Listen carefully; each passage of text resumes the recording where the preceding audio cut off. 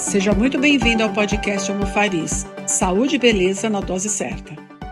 Olá, sejam bem-vindos a mais um episódio do podcast Omofariz. Eu sou Regina Guedes, farmacêutica e diretora executiva da Omofariz Farmácia de Manipulação. E hoje quem vai dividir a bancada comigo é a Leandra, também farmacêutica e uma das nossas consultoras técnicas. Olá, Regina. Novamente é um prazer fazer parte desse projeto. Queria agradecer muito o convite, a oportunidade de participar desse podcast que é tão especial pra gente. No episódio de hoje, vamos falar sobre um tema que gera muitas dúvidas: hipersensibilidades alimentares e a medicina de precisão. Sabemos que muita gente sofre com sintomas gastrointestinais, como constipação, problemas dermatológicos, enxaqueca, fadiga crônica e dificuldade de perder peso. E os exames laboratoriais estão dentro dos padrões de referência. O que fazer? Hoje vamos mostrar por que isso acontece e como a medicina de precisão pode mudar esse cenário.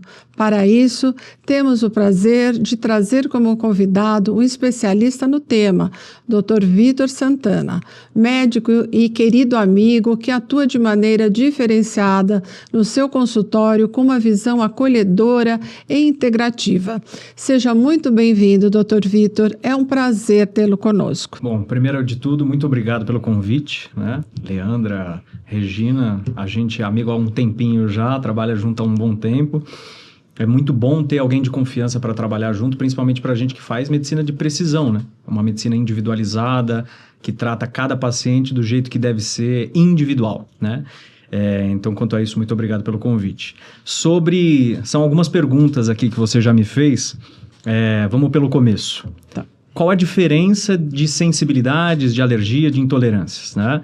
Hoje, as pessoas ainda acham que só existe teste de alergia do prick test, né? Que é aquele teste que coloca na pele os antígenos, né? Alguns compostos que podem dar algum tipo de reação e tudo mais. Só que isso já está muito mais velho do que qualquer outra coisa.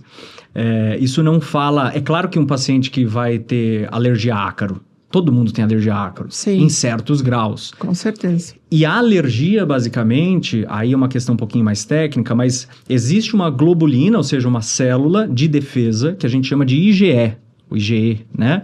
Que é uma célula relacionada a alergias. Pacientes que têm alergia a camarão, pacientes que têm alergia a insetos, a picada de alguma coisa, é uma alergia IgE, é uma alergia aguda, acabou de acontecer.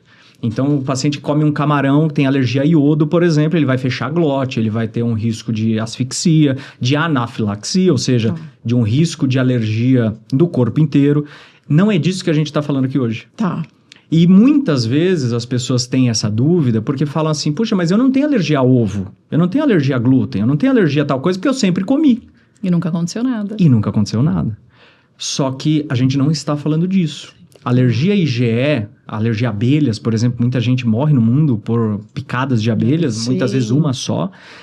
Tem que ter adrenalina do lado, porque gera uma reação de histamina, que é um outro tipo de célula que aumenta nesse processo. Quando a gente fala de hipersensibilidades alimentares, a gente não está falando de IgE, a gente está falando de IgG, que é uma imunoglobulina, ou seja, uma célula de defesa que o corpo produz de memória. Então, quando a gente toma uma vacina, por exemplo, a gente quer criar uma defesa imediata caso aquele agente entre no nosso corpo em algum momento. Então, quando a gente está protegido, a gente tem IgG contra rubéola, por exemplo. Certo. IgG contra toxoplasmose. IgG contra... Enfim, e aí a gente pode pôr qualquer coisa aqui nesse balde.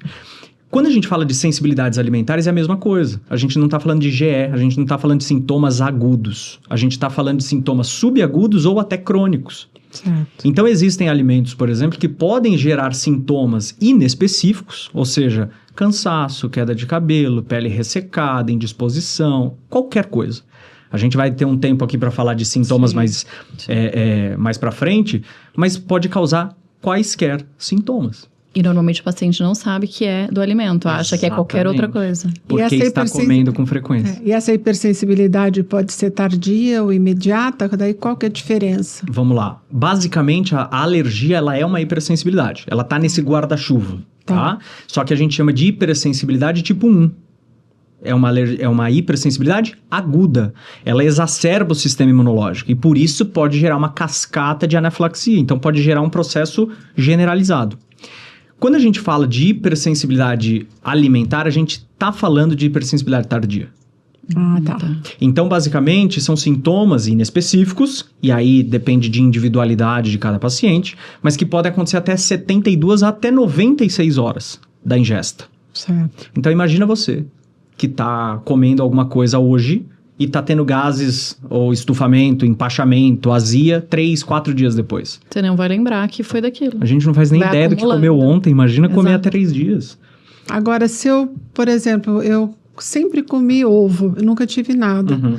Daí, depois de 40 anos, 50 anos, eu posso desenvolver Pode. essa Ou hipersensibilidade? eu sempre tive e não sabia que tinha. A hipersensibilidade é uma coisa interessante porque ela depende de um negócio chamado permeabilidade intestinal. Tá? Interessante. E a gente só aumenta a nossa permeabilidade, eu vou explicar um pouquinho mais daqui a pouco, mas a gente só aumenta essa permeabilidade intestinal com o tempo. Por quê? Porque a gente precisa estar em contato com um ambiente tóxico para aumentar essa permeabilidade. Então, só a fim de didática, né? O que é permeabilidade? O intestino, quando a gente fala de intestino, eu estou falando de intestino delgado, que é o maior em comprimento, mas ele é delgado, né? Por isso que a gente chama de delgado, ele é fino. Fino. Só que é lá que acontecem os processos bioquímicos, enzimáticos que a gente precisa. E lá, os enterócitos, né, que são as células funcionais desse intestino, eles deveriam ser próximos dos outros, bem fechadinhos, com um grau de permeabilidade, ou seja, é como se fosse uma peneira para selecionar o que entra e o que sai. E a gente chama isso de permeabilidade seletiva. Que a gente deveria basicamente separar vírus, fungos, bactérias, alimentos que não foram bem digeridos dessa célula. E essa célula, ela comunica com o quê? É o nosso muro do meio externo para o meio interno. O que é o meio externo? Aquilo que a gente está fazendo, a água que a gente está tomando, a comida que a gente come, o ar que a gente respira. E o meio interno? É o sangue. Sim. Então, essa barreira intestinal, ela separa o que vem de fora para o que entra. Então, eu nem preciso dizer que é extremamente importante essa barreira estar íntegra. Sim. Porém, existem coisas que protegem essa barreira. Acima dela tem um muco chamado glicocálix, que é como se fosse um muco mesmo, espesso, Que faz uma barreira. que faz uma barreira além dessas células, células dos enterócitos. Esta barreira, ela é onde ficam as bactérias. Então, hoje em dia, todo mundo fala de desbiose intestinal, Sim. de flora intestinal. Aonde ficam essas bactérias? Voando no intestino? No lúmen do intestino? Não. Elas ficam no glicocálix. Só que, conforme o tempo vai passando, a gente vai se estressando, o boleto vai chegando, a gente vai comendo mal, toma álcool, come Estresse, açúcar. luz, Não dorme bem. celular. Tudo que é meio externo que pode atacar. E hoje em dia a gente vive num meio cada vez mais Sim. pernicioso. Sim. Então, tudo isso vai fazendo com que esse glicocálix ele vai criando uma erosão. Então, a gente vai diminuindo as bactérias que nos protegem. E aí eu nem vou entrar no caso agora do SIBO, né? Que a gente Sim, pode falar sim, depois, sim. mas não é esse o caso necessariamente. Vai criando uma erosão nesse glicocálix. E aí a tendência é dessa agressão chegar cada vez mais no enterócito. A partir do momento que esse enterócito ele começa a ser agredido, existem células chamadas tight junctions, que são as junções apertadas, basicamente. Elas deveriam apertar uma célula na outra. Elas fazem o quê? Elas se Começam a afrouxam. abrir. Por quê? Pela agressão do meio externo. Sim. Seja a toxicidade do meio externo, uma proteína que não foi bem digerida e ela ficou desnaturada, que a gente chama, ela perdeu a sua propriedade alimentar e ela virou algo de corpo estranho. E até medicamentos também, Medicamentos, antibióticos. medicamentos são coisas que acabam com o intestino. Principalmente aqueles de uso frequente. Sim. Não aqueles... Ah, tô com dor de cabeça, vou tomar um Sim, analgésico uma pontualmente vez por não. ano. Não é um problema. Agora, anticoncepcional, antibióticos, né? Os prazóis. Os prazóis da vida. Então, tudo isso vai se acumulando. E aí eu volto para a sua pergunta. Pessoas podem criar ao longo do tempo. Por que eu nunca tive? Eu posso vir a ter quando eu tiver adulto? A probabilidade é que tenha. Essa hipersensibilidade adquirida. Adquirida. adquirida com o tempo. Assim como o diabetes tipo 2 é um diabetes adquirido. Certo. Diabetes tipo 2 só tem quem quer. Diabetes tipo 1 a gente pode conversar. Agora, diabetes tipo 2 só tem quem quer. Além da adquirida, pode ter um comprometimento genético? Pode, só que é muito pouco. Existe um negócio que a gente chama de imunoincompatibilidade.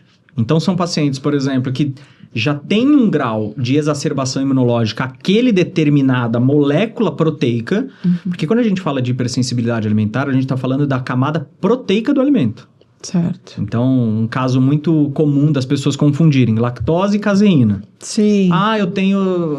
Esse exame aí não deu que eu tenho a lactose? Não, mas esse exame não é de lactose. É de caseína. Lactose é carboidrato.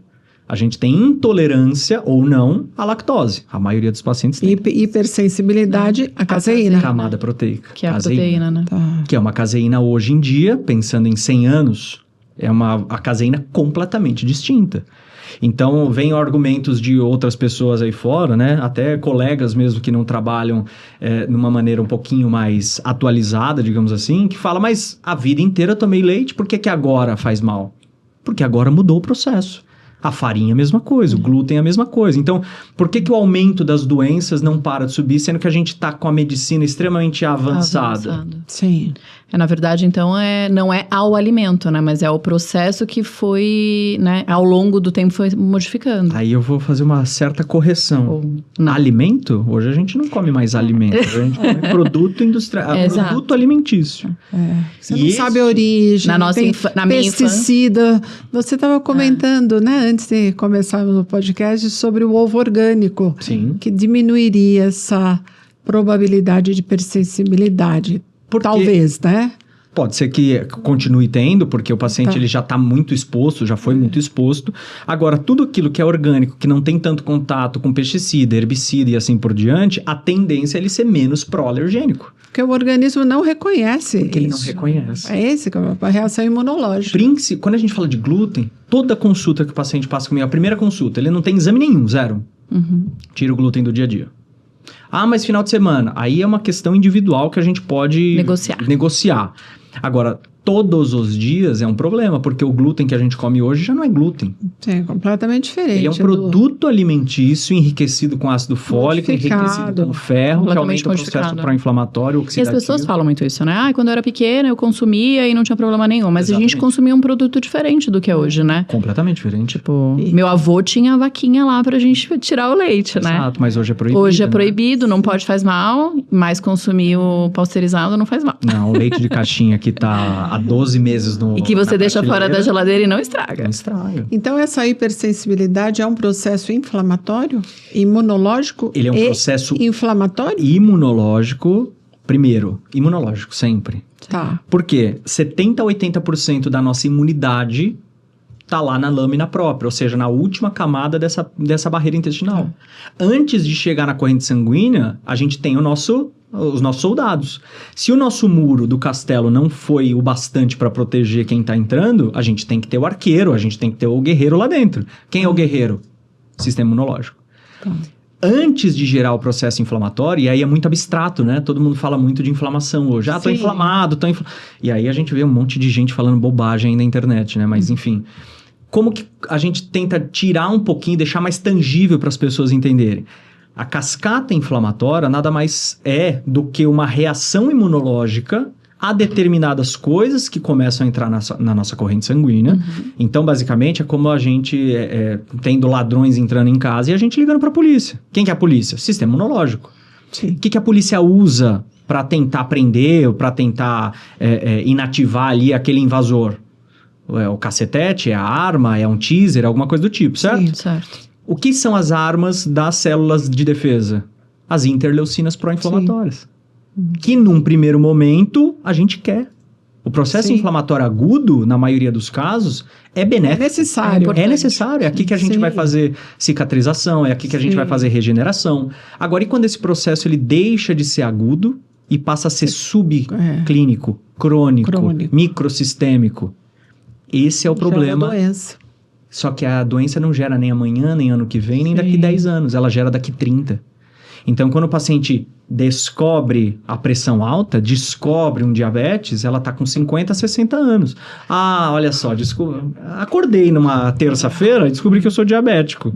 Mas não, amigo, você está diabético há 30 anos. Sim. Mas é interessante que essa hipersensibilidade alimentar, a pessoa tem sintomas, muitas vezes, Sim. fadiga, dificuldade de perder peso, problema dermatológico.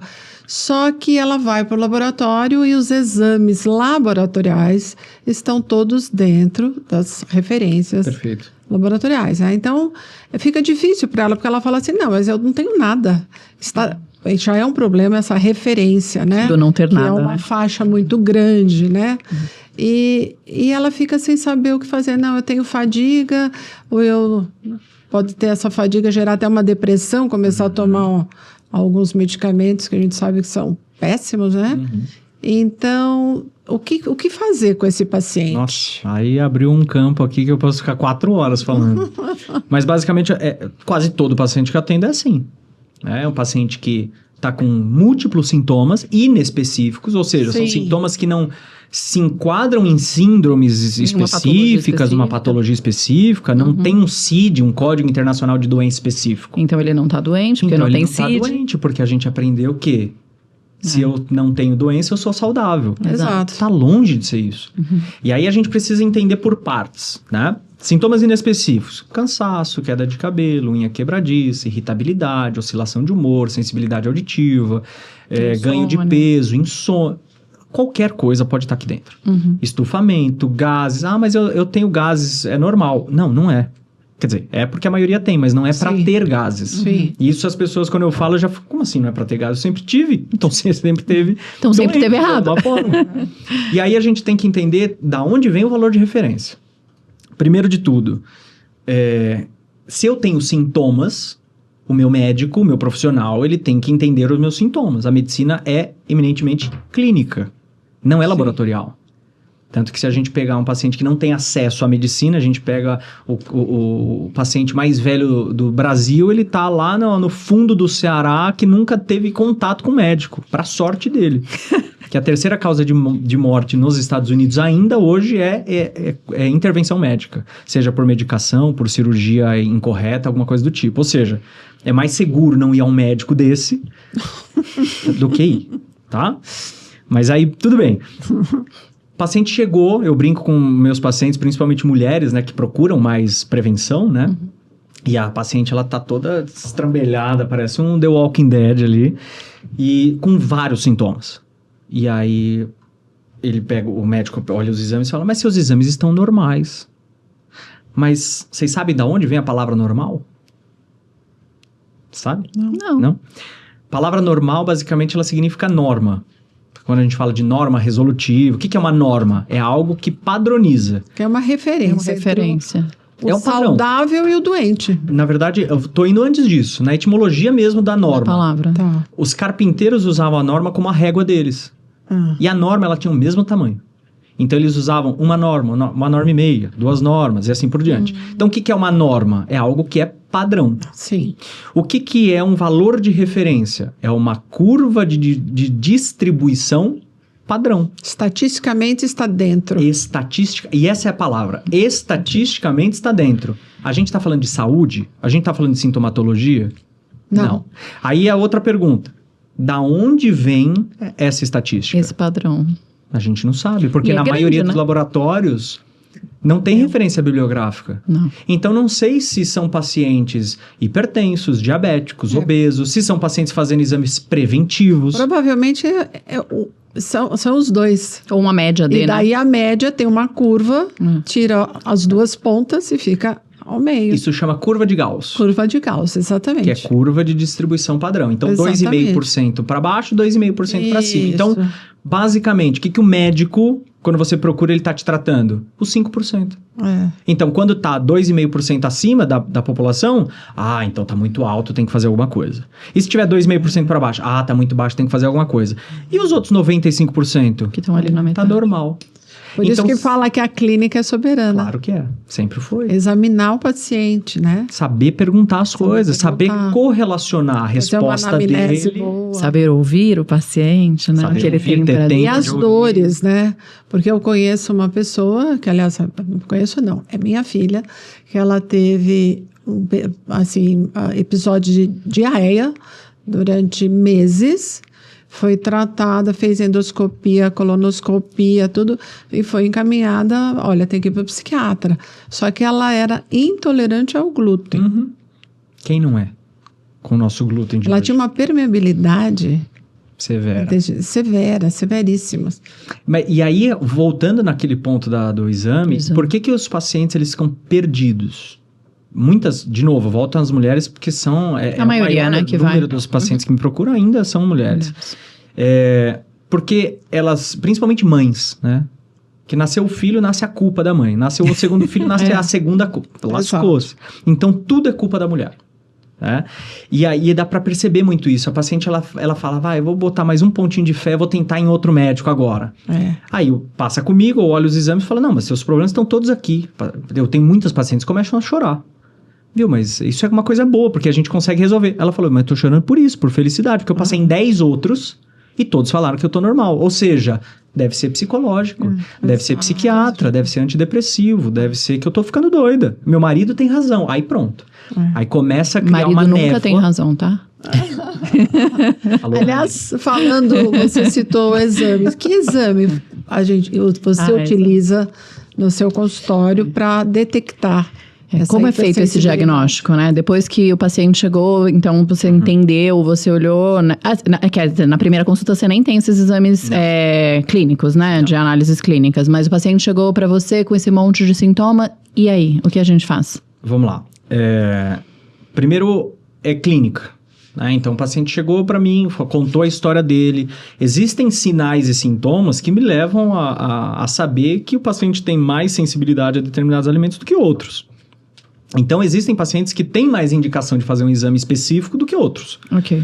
Paciente que já treina, que já come bem, que já está num peso adequado, tem um percentual de gordura baixo, ele só está querendo melhorar certas coisas e tudo mais.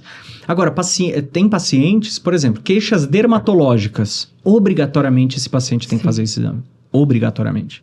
Porque pele é igual, né? sine qua non, é igual intestino e fígado. Sim. É igual. Então, não é Roacutan, não é falta de Roacutan que a pessoa tem. Eritromicina. Então, acne, você vê muita acne. Muita. Principalmente acne na mulher adulta, que aí o médico faz o quê? Toma anticoncepcional. Deve ser hormonal. Não é que é hormonal, o hormônio piorou a permeabilidade do intestino, por isso que a mulher tem a TPM e tem vontade doce, porque piora a permeabilidade intestinal. E aí, com essa piora da permeabilidade intestinal, vem o processo de hipersensibilidade, com aumento de resistência periférica à insulina, que vem as vontades de comer alguma coisa. Ô, Doc, e que exame é esse? E aí, para quem tem indicação, para quando a gente não consegue resolver numa primeira consulta, eu oriento o paciente, olha, tem que tirar tal coisa. Ah, mas eu amo leite. Mas eu... Mas eu quero te tratar. Você tem que negociar. Porque tem paciente que vai lá e tira. Numa primeira consulta, ele volta e fala, realmente, tirei o glúten, eu confiei em você e resolveu minha vida.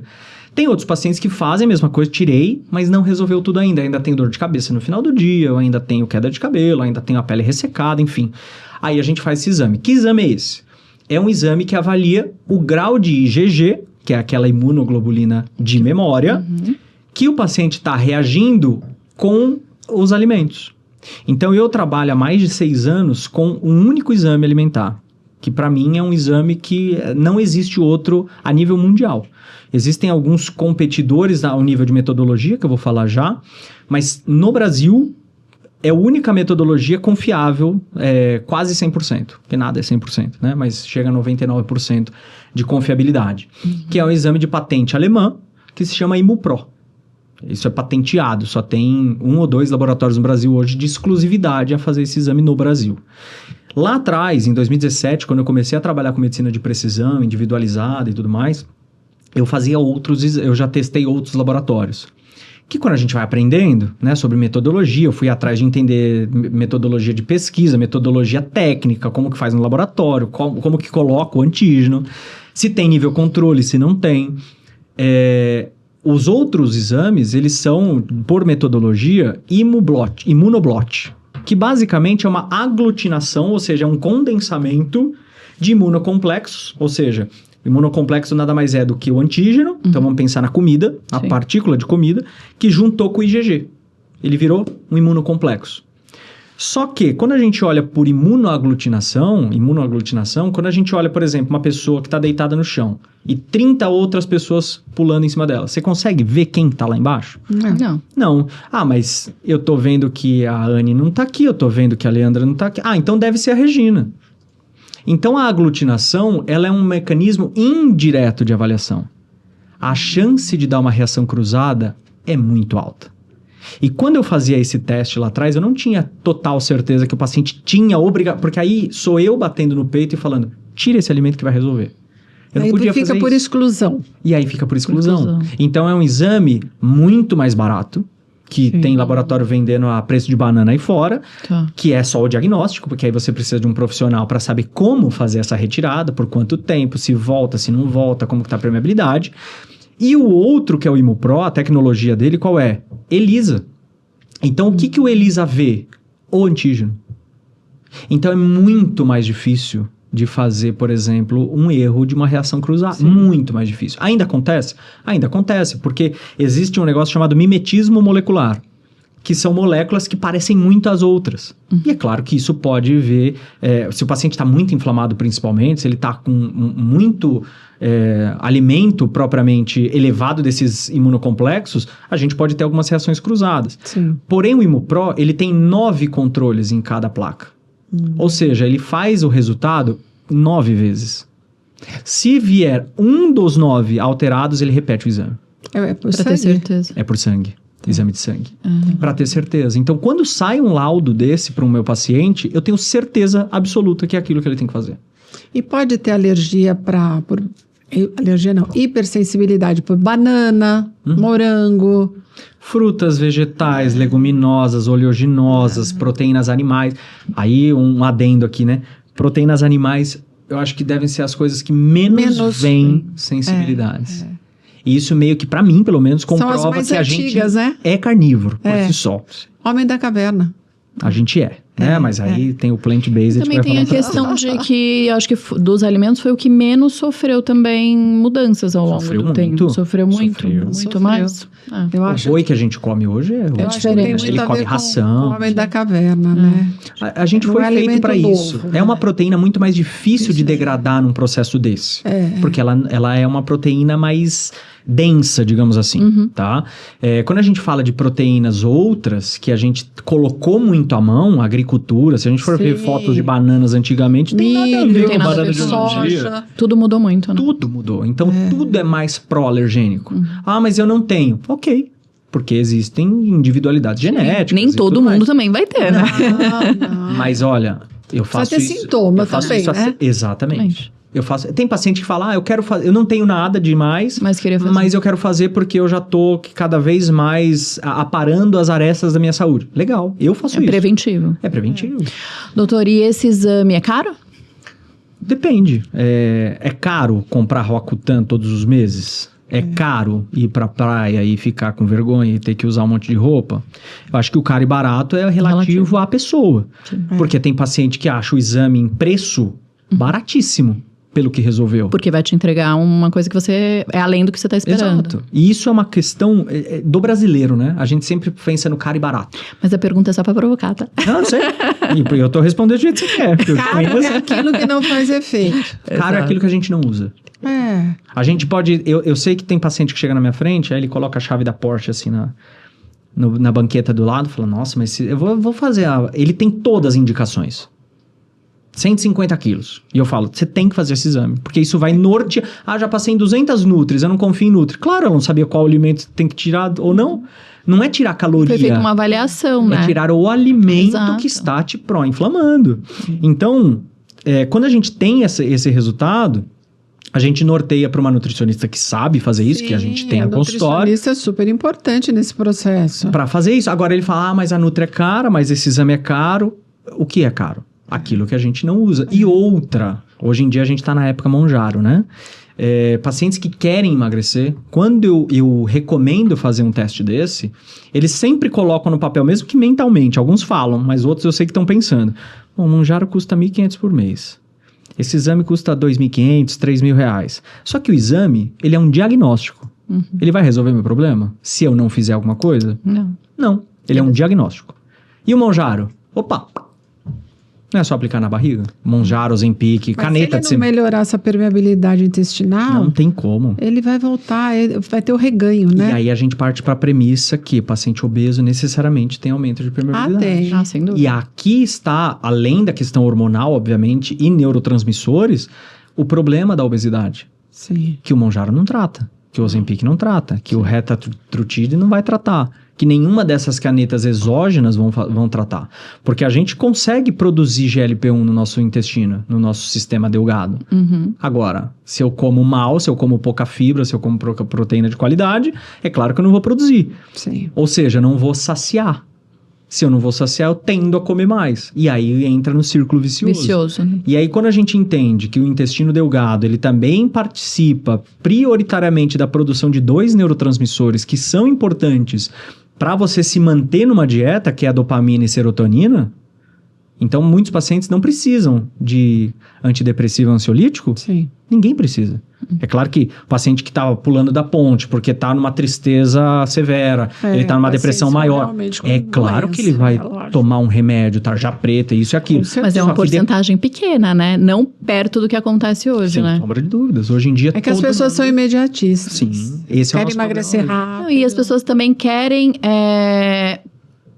Parece que gostam de procurar a doença, né? Então, tipo assim, se eu não tomar um antidepressivo, eu vou ficar pior, né? Se eu não... Então, sempre tem que ter alguma coisa ali, né? Mas aí, eu vou concordar com a Regina e eu vou te perguntar antes. Quem vem primeiro? O paciente ou o médico? Que tá errando nesse caso. O que vocês acham? Aí a gente pode não responder. A gente pode dividir a culpa? Fica mais bonitinho dividir a culpa. Não. Eu tô aqui pra falar. Vocês me chamaram, eu vou falar. Eu acho que o problema é nosso. O problema é do médico. É da medicina. A gente aprendeu a tratar sintomas. A gente não aprendeu a tratar o paciente. A gente aprendeu a tratar sintoma. A gente aprendeu a diagnosticar em cima de critérios binários. O paciente tem tal sintoma? Não tem. Tem tal sintoma? Tem. Então entra... na lista tal. A lista tal, eu abro a gaveta tal e pego o remédio tal. Na lista X, ou seja, não, isso não é tratamento? De uma forma integrativa. Não. Né? Então, quando o paciente ele foi ensinado assim. Sim. Então, hoje, culpar só o paciente, na minha visão, não é muito... decoroso, digamos assim, porque ele não é culpado. Sim. Agora, é claro, existem pacientes que sabem muito bem como que é o processo e querem mesmo assim o atalho? Obviamente que tem. Sim. Por isso que o meu trabalho, do jeito que eu acredito nas coisas, ele fica mais difícil, ainda com internet, gente vendendo resultados milagrosos da noite pro dia. Sim. Só que ninguém posta, quando esse paciente perde 30 quilos em 6 meses, ninguém posta ele 2 anos depois. A maioria reganha. E aí ele vai lá e faz o quê? Procura outro profissional. Quando ele reganha de novo, procura outro profissional. Ou seja, ele não está no profissional porque criou uma confiança, porque criou um acompanhamento. Não, ele está lá porque aquele médico ou aquele profissional prescreve tal coisa. Então, fala um pouquinho dessa medicina de precisão que você cita bastante, né? A medicina de precisão, na verdade, não é uma especialidade por si só, né? Eu brinco que é medicina com precisão. É uma metodologia, uma forma de avaliar. Tá. Ou seja, eu não trato a Leandra nem a Regina porque elas são mulheres da idade X. Isso por si só não fala nada. Então, o que eu trato? O que a Leandra trouxe, o que a Regina trouxe? Qual que é o background das duas? Qual que é o ambiente das duas? Qual que é o objetivo das duas?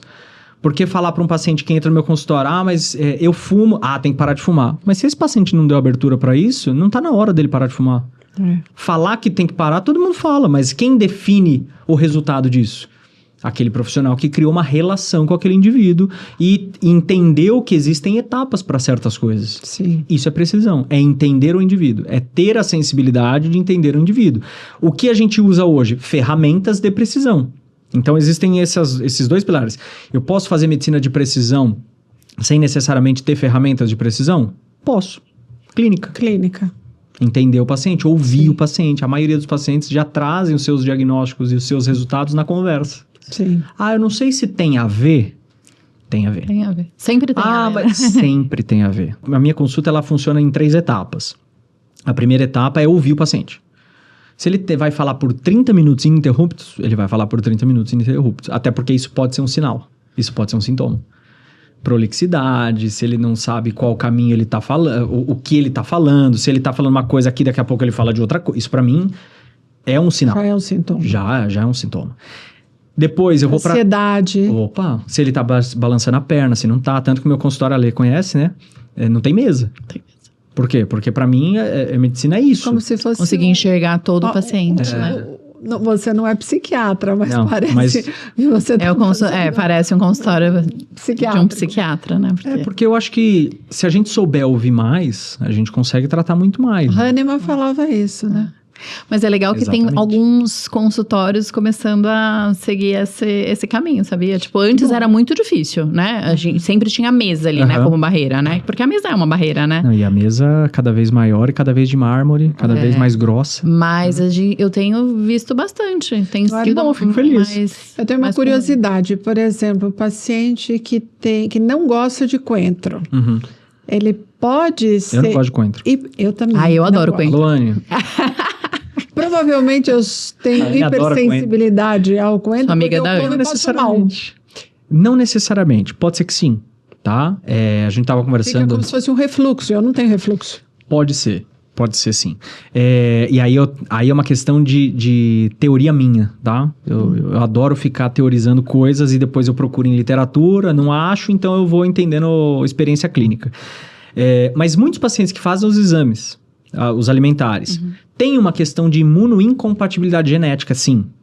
Então, aquele paciente que fala, eu detesto bacalhau, nunca gostei de bacalhau. Aí vem o exame vermelho, que é o nível máximo de inflamação, para bacalhau. Aí a minha teoria é, será que existe uma questão genética de não gostar de certos alimentos? Sim. Na minha visão, eu acho que sim. Até como uma proteção. Eu me protejo. Exatamente. Eu não gosto. Pode Eu ser não que sim, como. pode ser que sim. E aí existem as questões, mas tem que dar para criança tantas vezes até experimentar para saber que gosta. Não necessariamente. Eu acho que uma vez só também é pouco, mas ficar forçando 30, 40 Sim. vezes a criança porque ela tem que provar, eu acho que não faz muito sentido. Sim. E quando eu digo criança, não só bebê, lactente e tudo mais, lactante. Então a gente precisa o quê? Entender qual é o percurso que essa pessoa correu nessas relações alimentares. Se era muito forçada, se não era... Porque tem relações emotivas aí também. Sim. E o aleitamento, você acha que ajudaria Em que a sentido? diminuir desenvolver essa hipersensibilidade ou não tem nada a ver? Não tem muito a ver, por quê? Porque a gente entende que a hipersensibilidade ela é dependente da imunidade. Quanto mais exacerbada a imunidade, pior para um paciente ter mais reações pró-inflamatórias a determinados alimentos. Uma criança até uns 4 anos de idade, ela tem uma imunidade, até os 8 mais ou menos, mas até os 4 principalmente, ela tem uma imunidade efetiva? Não. Não. Principalmente por linfócito T. E aí existem os linfócitos produzidos lá no timo, que são os linfócitos naive, que em inglês são eles ingênuos, ou seja, eles são Sim. virgens. Quando eles encontram um antígeno, eles não sabem muito qual arma ele vai usar, se vai bater, se não vai. Então, crianças têm mais febre, exacerbam mais. Idoso tem pouquíssima febre, criança Sim. tem muito mais. Por quê? Que é um nível de produção imunológica ao longo da vida, é natural. Só que isso também é uma forma de proteção. Sim. Porque se a gente fosse exacerbado desde muito pequenininho, nem o aleitamento, a depender Sim. Não poderia. da comida que a mãe come. Então não é isso que poderia. era a próxima pergunta. O que a mãe come interfere nessa criança? Mas aí não vai para hipersensibilidade. É puro. Pode ser para intolerância? Mais para Pra intolerância, porque a criança não tem produção enzimática adequada, porque basicamente a criança está dependendo do quê? Do GA, secretor de mucosa. Que tem muito ali no leite materno. Agora, leite materno é o melhor alimento do mundo. De uma mãe que é saudável. Então, se a gente pega uma mãe que está desnutrida, que usa droga, que bebe... Sim. Não, é um leite saudável. Isso é meio óbvio. É claro que Pensando o corpo... em mãe saudável. Pensando né? em mãe Pensando em mãe saudável, saudável, sim. sim. Agora, por exemplo, a criança está com muitos gases. É falta de Luftal ou é a mãe que está comendo muito fitato?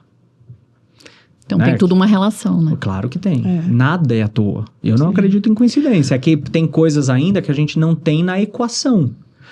O que a gente não tem na equação? Sei lá, não tá na equação ainda. Então, eu não sei quanto da toxicidade do nosso ar tá causando problema XYZ pra gente. Sim. Eu não sei se morar no Arizona, eu não sei se morar no Japão vai diferenciar a questão ambiental, por exemplo, para a nossa pele, para o nosso intestino, para os nossos comportamentos. A gente não tem tudo isso. Então, tratar as pessoas de formas em bolhas não faz muito sentido.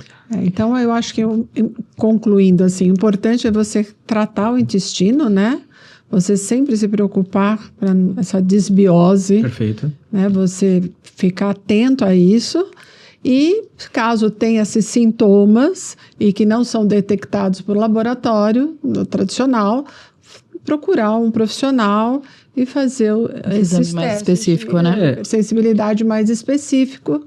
E aí, partindo da desbiose que você falou, que a gente acabou não comentando, né? Desbiose nada mais é do que um desbalanço bacteriano do intestino, né? Então, a gente pode ter, por exemplo, bactérias proteolíticas, né? Que são bactérias que quebram proteína, proteolítica. Então, são bactérias que deveriam quebrar proteína elevadas. Geralmente, bactérias proteolíticas são bactérias ruins. São bactérias que a gente não quer muito alto.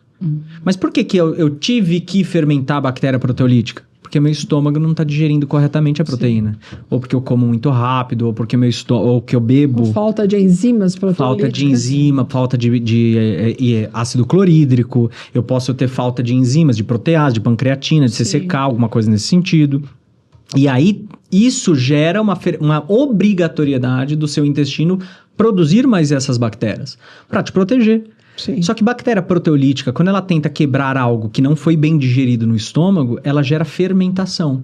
E aqui o sintoma clássico de desbiose. Fermentação, que gera o quê? Quando a gente fala em fermentação, você pensa em quê? Gases. Estufamento. Aí a gente voltou lá pro começo, tá vendo? Todo mundo tem gases, não é todo mundo. Exatamente. Pacientes que estão saudáveis não tem gases. Sim. Ou pouquíssimos. Ou a distensão que a gente chama de distensão pós-prandial, né? Depois de comer alguma coisa. Porque aí a gente começa a diferir o quê? Um paciente que tem uma azia, uma epigastralgia, ou seja, aquela coisa que parece que tá queimando. Tá conversando com quem comeu, né? Exato. Ou tem aquele estufamento. Ou tem estufamento. Só que quando a gente fala em gastrite, por exemplo, azia, epigastralgia, enfim, a gente fala de gastrite. Você pensa em muito ácido ou pouco ácido? Você pensa em muito, mas na verdade é o contrário. A partir dos 30 anos, ou a depender da genética do paciente, a depender do que esse paciente comeu até esses 30 anos, o estresse que ele passou, na maioria dos casos é falta de ácido. Hipocloridria, no caso. Hipocloridria ou acloridria, né? No idoso, né? Mais comum. Opa! E aí o idoso tá tomando o quê? Omeprazol. Os prazóis. Inibidor de bomba de próton. Que causa o quê? Diminuição de fator intrínseco, não absorve ferro, não absorve vitamina B12, aumenta o risco de demência. Pior Vira a qualidade. Bagunça generalizada. Mas aí eu não vou entrar nesse... Nossa, olha, doutor, nós ficaríamos aqui horas e horas, né? Ficaríamos. Mas eu acho que vai ter uma próxima, né, Leandra? Vai ter que ter. Um segundo round. Me chama para ser apresentador também. Te chamo. Nós agradecemos muito a sua presença. Eu que agradeço. A presença da Leandra como colaboradora. É um prazer, Regina. Dividir a bancada com você é perigoso, né? Perigoso. Gente muito inteligente dá medo. Quem fala? Não, eu que agradeço o convite mesmo. por poder falar um pouquinho do meu trabalho. Eu sei que é uma coisa que ainda no Brasil está começando, engatinhando. A gente ainda tem muita resistência nisso, porque tudo que é novo fere um pouquinho as pessoas que estão acostumadas ao tradicional, né? Sim. Só que são já quase 8 anos fazendo isso e vendo pacientes mudarem da noite pro dia em coisa de 4, 5, 6 semanas. A gente vê o paciente mudar a vida de nunca mais ter acne que teve há 20 anos, que teve há 30 anos. Sim. Ou de curar um diabetes, ou de curar uma pressão alta sem necessidade de usar remédio. Então, eu acho que é isso que as pessoas têm que buscar mais, independentemente de, mas não tem na minha cidade. Procure. Sim. É o que eu sempre falo para muitos pacientes. Não deixe de... Você quer resolver o seu problema? Alguém vai te resolver. Sim. Você só não pode parar de procurar. Sim, isso aí. Muito obrigada. Queria te agradecer. Você sabe que eu tenho um respeito e um carinho enorme por você. Você nem é só médico mais, né? Agora não, há muito tempo. É um amigo muito querido. Então é um prazer muito grande ter você aqui. Prazer é todo meu. Muito, muito mesmo. Obrigada. E aí, acho que para terminar, a gente queria, né, dizer que se tiverem algumas dúvidas, pode encaminhar, que a gente encaminha para o Dr. Vitor, né? Passa direto no... A gente passa direto para ele e aí ele responde. E se alguém quiser consultar com você, como faz? Pelo meu Instagram tem o acesso, lá no link da bio, né? Tem o WhatsApp diretamente, tanto para minha secretária de pacientes online, que eu atendo bastante, e para pacientes aqui de São Paulo, eu atendo no Itaim Bibi, né? De terças e quintas-feiras presenciais. Também tem o link lá da Chayane. Posso colocar o seu contato? Sem sombra de dúvidas. Ótimo. Pode Muito sim. Obrigada. Eu que agradeço. Obrigado, pessoal. Chegamos ao fim de mais um episódio do podcast Almofariz. Agradecemos imensamente sua audiência, a presença do Dr. Vitor e a colaboração da Leandra. Se curtiu, se inscreva, compartilhe e dê seu like. Ative o sininho para ficar por dentro de todos os programas. Nos vemos no próximo episódio com mais dicas e informações para a sua saúde.